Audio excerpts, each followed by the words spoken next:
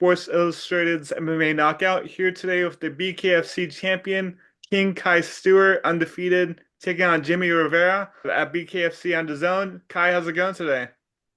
Going really good. Just finished up our morning walk. It's a nice crispy air here in Billings, Montana, and we're enjoying the sunshine and we're getting ready to go. We just walked and overlooked the arena that I'm going to be selling out, and super fun to be back in Montana. Awesome, man. What do you make of this opportunity to find your home stay and to have the zone? A lot of eyeballs as a champion. Being on DAZN is like a special opportunity. This is the second DAZN show, and the last one was amazing. The last one was in a bullfighting ring in Spain. Like that's pretty cool. So for me to get the honors of the second show, not only do I get to be on DAZN, I get to show out for my family in Montana. And as Montana, we are a family because we are the last best place in America. And yeah, this is a super fun time. And now that O'Malley is going through his stuff right now, I'm truly the king of Montana right now, and I'm going to keep that rolling. So I hope I put on a show for my friends and family. Awesome, man. How has the time been since your last fight in the summer? What have you been up to since then? Yeah, mostly just hanging out, playing some video games, and getting better. I'm still so young in my sport that there is no off season. It's getting better season. Jimmie Yeah. Rivera, he's a UFC veteran. He was a title contender for a while. When did he first appear on your radar for like a BKFC title defense? The second he signed with the BKFC, I saw that he was in my division, and I was like, I want that opportunity. I was not the face of the division. They wanted HD to get that win, and HD didn't get the job done. He went to draw with Jimmie. Jimmie's a legend, and it was after he went to draw with HD. I was like, okay, he's definitely going to be a contender. Howard was number one at the time, and so then after I beat Howard, that's the fight I wanted because he went draw with the poster child that BKFC was pushing, and I was like, I can dominate this dude. And then Duran and the Hollywood Florida situation, I got to fight him, and I think that was a great experience. It gave me a lot of Jimmie has a lot more experience than everybody in the top five in the division. I think almost put together. If we put all of our fight records together, Jimmie is on paper amazing. And so yeah, he deserves it, and I want that fight. This is young guy versus older guy, ex UFC guy, BKFC homegrown. Uh, this is my moment to become BKFC 2.0. So yeah. Did you watch him at all whenever he was a top contender in the UFC? And what did you make of his fighting style and what he brought to the table over there? Well, I knew of him. I know I watched his fights, and as I went back and looked at some stuff, I was like, dang, I watched these fights live, and that's really cool, really amazing. I think it's a really cool opportunity to fight a legend like that. Uh, but he at 135, he was kind of getting big brothered. He was definitely the smallest guy in the division, and that arguably that's probably why he lost most of his fights. He's a stud. Uh, you know, had he been at 125, if he could have made that weight, like how good could he have been? Like how many world titles would he have won? I felt like, and so now at 145, I just feel like he's going to be slower than me. He's going to be uh smaller than me. I'm a big 145er. Um, but all those felt like he's gone decision with Aljo, Uriah Faber, Peter Yan. Like this guy's a legend. This is really fun. It got me out of bed. It really it pushed me to be, you know, the king of the BKFC. And I have big shoes to fill, and I think I'm doing the right things. And Jimmie brings a lot of experience to the table, but through and through, I believe that in all areas I'm better. Yeah, so how do you see this fight playing out? Obviously, it's hard to kind of picture how it goes. Do you expect him to start off fast early? How do you expect the fight to go? Well, we've seen what I've done to HD. We've seen what I've done to Duran, and so everybody's tried to counterpunch me. Oh, I'll just uppercut Kai on his way in. Yeah, everybody says the same thing. So I think it would be foolish of him to not come at me like instantly. I think that's the only thing that we haven't seen yet. Rusty Crowder in my number one contender fight has been the closest to that. But the second he gave me an inch, it was all me because I lost the first 2 rounds in that fight and came back 3 rounds to 2, split decision. Um, so I think he's gonna come at me. I have a lot of tricks up my sleeve. I'm still growing as a boxer. I know I rep wrestling. I'm a wrestler, and wrestlers will always do it best. But I really want to showcase my boxing. We are bare knuckle fighting though, so I'm willing to go 5 rounds. I'm willing to Conor versus Aldo him and knock him out in the first 10 seconds. If he really wants to rush me, I'm ready for anything that he can throw at me. I do think his worst case scenario is to take a step back off that starting line. If he takes a step back, it's already over. So.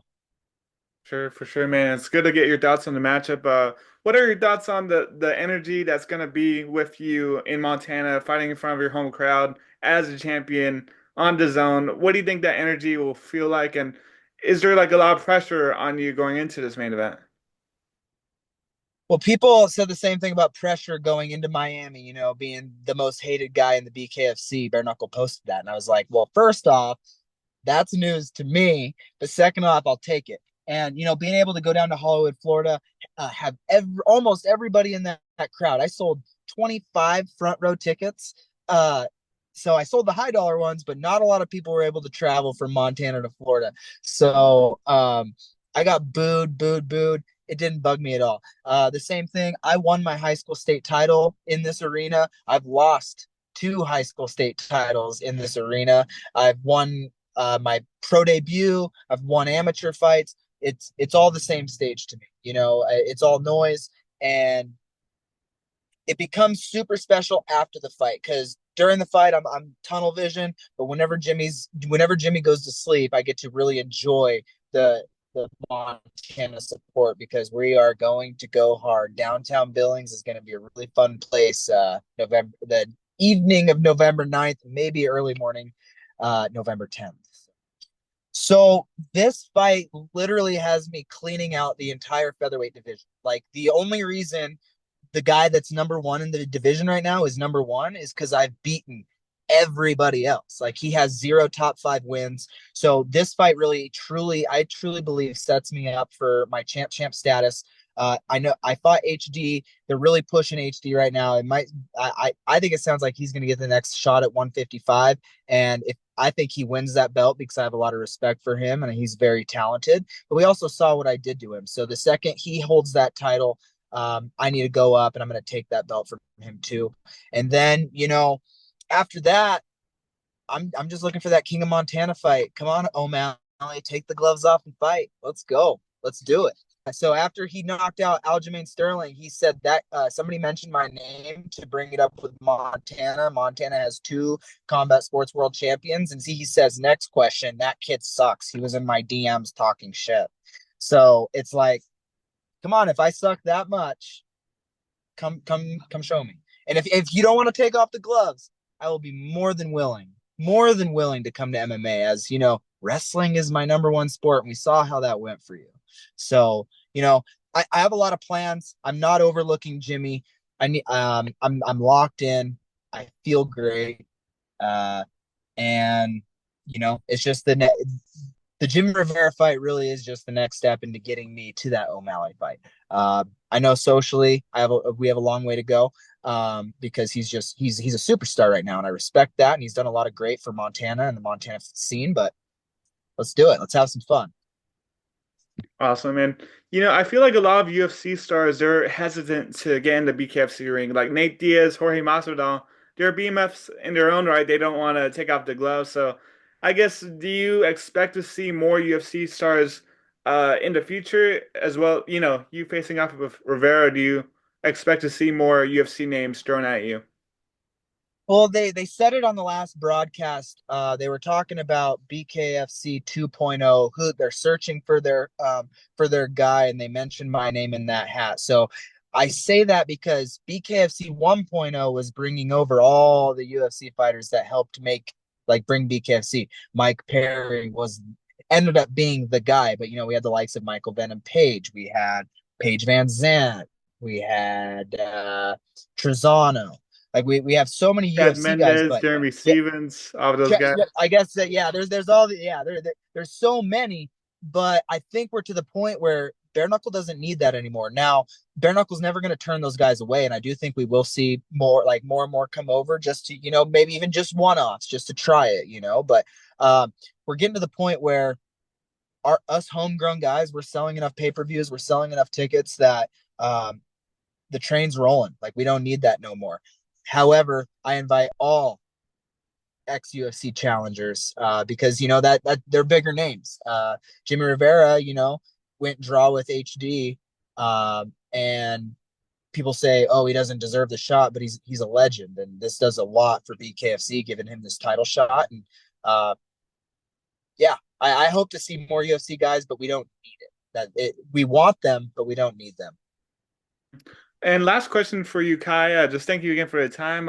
What kind of example do you want to set for others, coming up, others that want to be a homegrown talent like yourself in the BKFC? What's some advice that you would give to them? Focus on getting better. Don't focus on what's cool right now in BKFC. Fighting in front of Conor McGregor. Don't think about that. Think about becoming so good that Conor McGregor has no choice but to be like, oh, like this guy can succeed.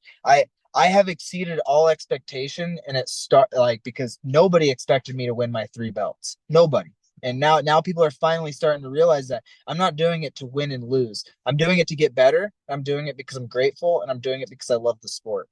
And that's what has to be done. Bare knuckle is not something most people would want to do because I didn't want to do it. I became I don't want to get ahead of myself. I really don't want to be cocky. I want good karma on my side.